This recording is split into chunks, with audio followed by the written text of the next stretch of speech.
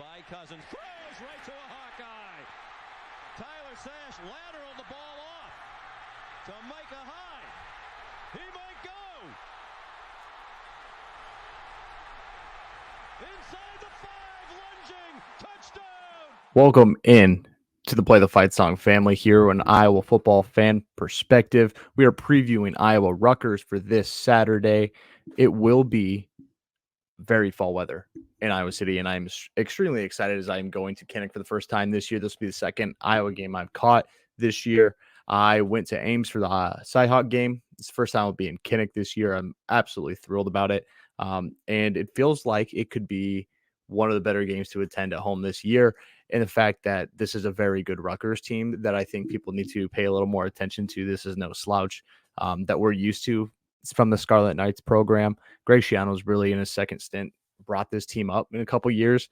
I'm not saying by any means they should be better than Iowa or they should be at the top of the Big Ten or anything like that. But this is a very, anywhere from 5 to 10, 5 to 9 in the middle of the Big Ten team.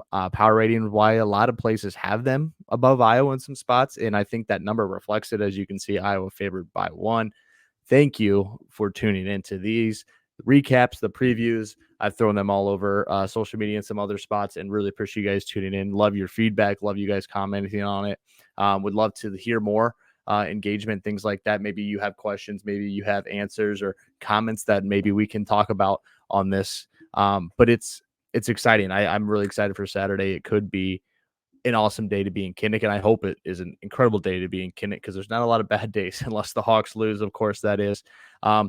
Please, if you have not checked out Play the Fight Song podcast, which is the father program of this here, Fan Perspective, please do that. We're on YouTube, TikTok, X, Instagram, Facebook, all over the place. Please check us out. Give us a follow. Podcast platforms, Spotify and Apple Podcasts. Listen to those weekly episodes that we bring for previews for the weekend. We just recorded last night, being Tuesday. It'll be out Thursday morning. Should be an awesome episode. I'm really excited for the weekend slate, and hopefully we can catch some of those games as we're tailgating in Iowa City. Let's dive into the matchup and the weather. Iowa favored by 1, over under at 28.5 or 29, depending on where you're looking right now. Obviously, that's a low number. We expect nothing different. It's not news breaking to anybody but people in the national media space. Iowa fans are kind of used to it at this point. High of 54 degrees, slight wind, partial clouds, 0% chance of rain, and 100% chance of fall weather. This is going to be an awesome day to be in Kinnick. You're not sweating everything in the bleachers. You're enjoying the day, and it should be awesome for 70,000 plus who get a chance to be in Kinnick Stadium this weekend. Let's look at previous games for these two. I think we will start off with Rutgers. I don't know how much people have watched Rutgers throughout the year. I know I've watched a couple games of theirs, including their opening win against Northwestern, last week's against Ohio State, and a couple other random ones sporadically through the year. Last week, Rutgers dropped the game to Ohio State 35-16. What that number does not tell you is that was a lot closer than that. Rutgers led at halftime. Ohio State really pulled away late off some turnovers and some other weird things that happened that you can't quite predict, but the game was flowing in a weird way where Rutgers was kind of controlling a lot of it for the first half and some other spots as well. So that number, again, doesn't reflect how good this team played last week, and it's something definitely to be respected. They ran for over 232 total yards. Kyle Managai, I don't want to butcher that name. I listened to it on their website. I still don't think I got it right. As their main feature running back, very good runner. If you've listened to Kirk Ferentz Tuesday availability, talking Rutgers, kid runs hard. He had a ton of good things to say about him. So the Hawks have their hands full with this run game. Struggle through the air, which has kind of been the name of the game for them. Like, they run the football well. They can't throw it. Wimsatt, their quarterback, 10 of 25 for 129 yards, 1 touchdown, 1 interception. McCord only threw for 189 on this Rutgers defense. 3 touchdowns, 1 interception, and Travion Henderson kind of saved the day for him with his playmaking ability. And that's kind of what we've grown accustomed to for that Ohio State offense is we'll get the ball out to Marvin Harrison Jr. or we'll get the ball to Travion Henderson. They'll make plays because they're better than everybody. And that's what they leaned on against Rutgers last week as well. So that's a little bit of Rutgers, Ohio State last week. Obviously, we had the recap on Iowa Northwestern a couple days ago. That game feels like an eternity ago, if I'm being honest with you. Just how much that took out of everybody, just kind of like looking at it from afar, like how ugly it was. Um, Aged a lot watching that football game. Rutgers, how about the Scarlet Knights? Let's learn a little bit about them. Coming in at 6-3, 3-3 in the Big Ten. Similar opponents in this situation. They've beaten Northwestern and Michigan State, as the Hawks have. Beat Northwestern week 1, 24-7, and Michigan State 27-24. Iowa beat Wisconsin, but Rutgers dropped the game to Wisconsin 13-24 earlier in the year. Those are the three common opponents these two schools have at the moment. Let's start off with something they don't do well, right? Which is the offense for the most part, other than one side of the football. They're kind of a one-trick pony on that side of things, ranking 34th in yards per game on the ground, 22nd in rush attempts a game, and 47th in yards per rush. So that's what they want to do. They want to run the football. They want to control the clock, and they've been able to do so versus teams like Ohio State, Wisconsin, Northwestern, Michigan State, as I was just talking about. They've been able to run the ball, and they really lean into it. Like, they're going to run the football. They don't want to put it in the air. Wimsatt struggled in that aspect. They don't have the playmakers on the outside to go get deep balls or make plays down the field and stretch the field. It's more so Managai running the football and Wimsatt using his legs as well in the run game. So it's something the Hawks really need to key in on. And the Hawks do that well. So I guarantee Higgins and Jackson are going to have a really good game. I think they'll be able to run free a little bit. Hopefully the defensive line can knock a couple blockers off path, let the linebackers run free, as we've seen time and time again. Wampa, Schulte, Castro, guys like that will have to come up and make a couple plays, I'm sure, in space, which could really help out the Iowa defense stopping this good of a run attack, right? Passing wise, not great. Pretty much outside the top 120 in every category offensively in the pass category, outside of yards per completion. So when they're hitting things, every once in a while they hit a big pass play, and that probably inflates that number, but they don't complete a ton, right? So it's a lot of Hail Marys if they go to the, not legitimately Hail Marys, but a lot of prayers sent up in the air, hoping to just make a play downfield if they need it. They've also been in some spots where they needed to make those plays late in games to win it, or to extend drives, or to kind of pull away from somebody in that situation. So it's not a great passing attack, and the offensive line's solid in the run game. I'd like to see the Hawks get to the quarterback again. They took advantage of a bad Northwestern offensive line a week ago, and I think we were very happy with that, all of us, knowing that that was a real opportunity for that defense in that front seven. They really took advantage of it. Awesome to see. Anytime you get to watch a front seven for the Hawks go after a quarterback, it's been a ton of fun, and hopefully we can do that again. Get them into situations where they need to throw the football. If Wimsatt's sitting there in the pocket, he's not great. He's 49% completion percentage, 8 touchdowns, 5 interceptions, but he's run the ball 86 times for 411 yards. He's been sacked 8 times. So through 9 games, a little less than a sack per game. So it's been a good offensive line in the aspect of that, but they don't drop back a ton. So, do your little ratio numbers right there and see how many times he's dropped back compared to being sacked. So it's something to pay attention to. And when you're looking at that matchup, just Rutgers offense, Iowa defense, I think Iowa matches up well, to be completely honest with you. Doesn't mean it's going to be easy by any stretch. I mean, I kind of relate this to a year where Wisconsin's had a really good rush attack, or Michigan's had a really good rush attack. And it's been tough. But for the most part, the Hawks have stood up to the task and not let big plays happen. That's kind of their MO. Nothing behind you. Defensive backs were flooding to the football, sideline to sideline, and that's what's worked well for the Hawks. So I'm really hoping that that's how this goes, and the Hawks really stand up for that. A couple players, Gavin Wimsatt, as I was talking about, their quarterback for the Rutgers Scarlet Knights. And then you go to Kyle Monogamia, again, lead running back. He's going to get the majority of these carries. Receivers, Christian Dremel and Jaquade Jackson, both over 20 receptions, both over 300 yards. The top 2 receivers, 3 touchdowns for Dremel and 1 for Jackson. Those are going to be their most important guys. They do try to get the ball to Dremel in some jet sweeps, quick outlets situations to kind of help him make plays in space. And he's quick. The guy can make plays if he has the opportunity to. So it is important to keep things in check and make sure we know where they have him lined up. And when he gets the football, we're there to make plays. Let's go to the defensive side, or the defensive side of this Rutgers team. This is a good defense. Way better than we've seen statistically, technically, versus Minnesota or against Northwestern. Definitely against Northwestern. This defense ranks 11th in the country in total yards given up per game, 283, 10th in yards per play at 4.5. Yeah. Just those two stats, I think we kind of have an idea of where this game is going to go and why the number's so low, right? 3.7 yards per rush and 9.5 yards per completion. That 9.5 yards per completion is second in the country. That's a good secondary that really makes plays and puts lockdown situations on.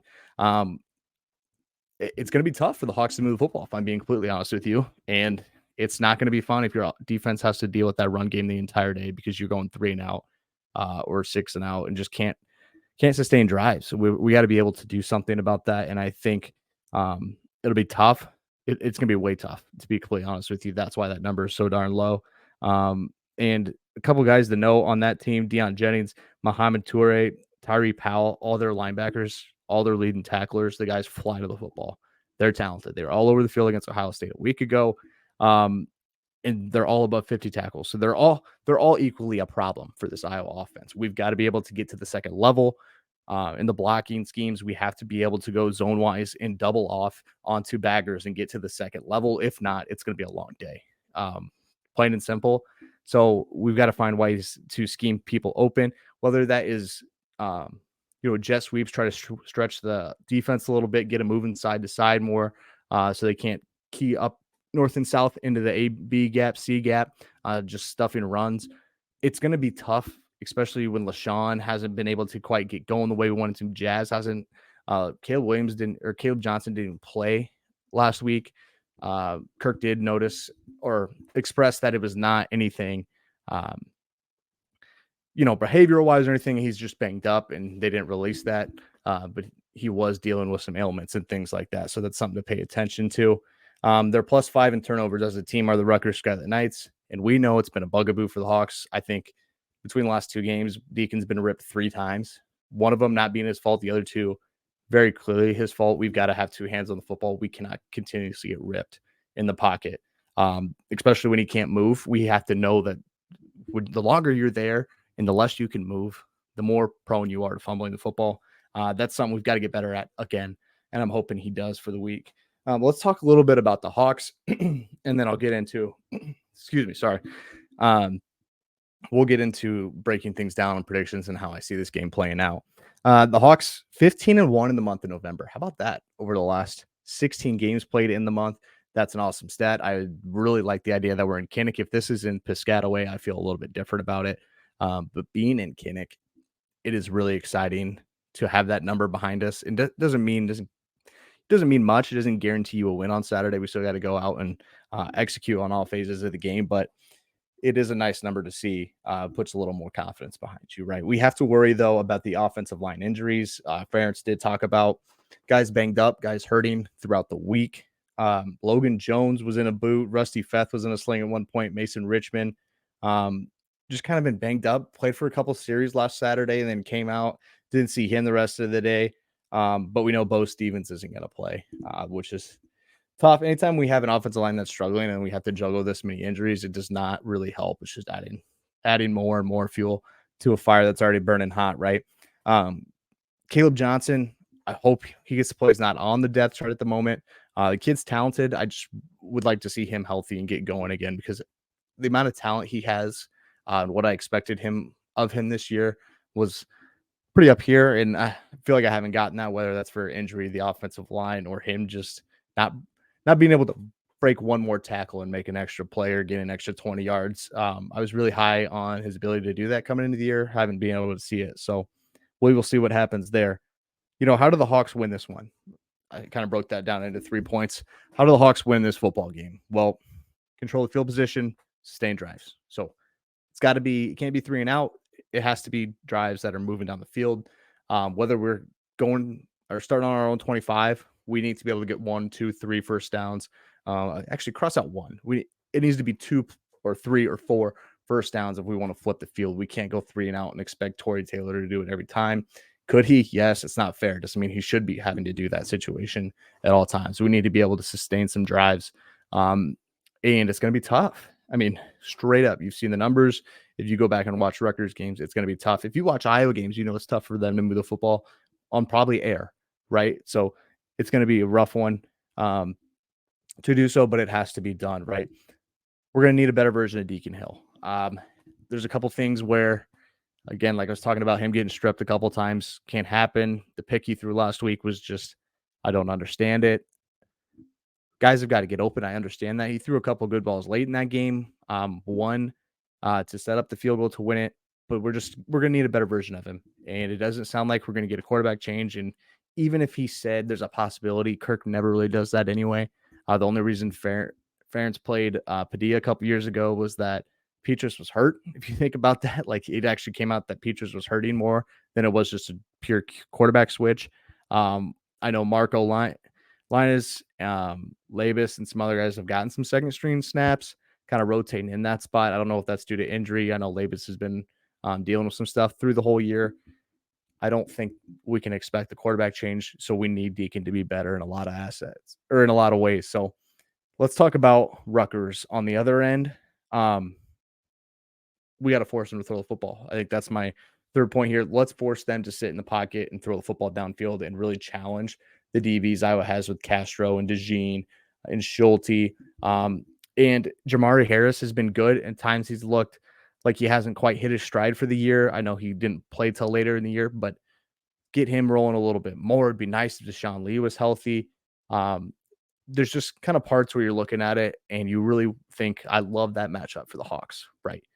If we can stop the run or just enough to really annoy them with it, because they're going to buy into it. They will not go away from it if it isn't working. If we can just get them in spots, third and medium, third and long, right, where the Hawks can really pin their ears back and go after Wims at and force him to throw into coverage, that would be awesome for the Hawks. So I think that's the third key to winning. If I'm being completely honest with you, this is going to be a meat grinder of a football game. Not necessarily because these are two really good teams going at each other. I think the Hawks are solid, but when you play that poorly on offense, it's hard for me to say you're a good football team in some aspects. This one's going to be tough, and I'm nervous about it 100%, but I do expect the Hawks to pull this one out, being in Kinnick. I could see this game being 13-7. I could see it being 9-6. I mean, just throw out your low numbers, right? I think the Hawks do come out on top here. I think Rutgers might put together a solid first drive, as we've seen the Hawks give up throughout the last couple of years on the opening drive, go get 3, or maybe they go score, and then the Hawks defense settles in and really shuts it down for the rest of the afternoon. Problem is if the offense can't put up 7, right? But I think I'll take the Hawks here. I think we'll go give me 13-6 or 13-7, I think is where this one ends up. The Hawks will probably have a spot where they score a touchdown randomly off hopefully a special teams play that sets up a touchdown drive or a turnover that sets one up, and then just plenty of field goals based on field position. So I'll take the Hawks 13-7. It should be a great game at Kinnick. Again, if you haven't subscribed to us or followed us on other social medias like TikTok, X, Apple Podcasts, Spotify, YouTube, Instagram, all that stuff, we would love to see you there. Thank you for tuning into the Play the Fight song Iowa fan perspective preview for Iowa Rutgers. Go Hawks.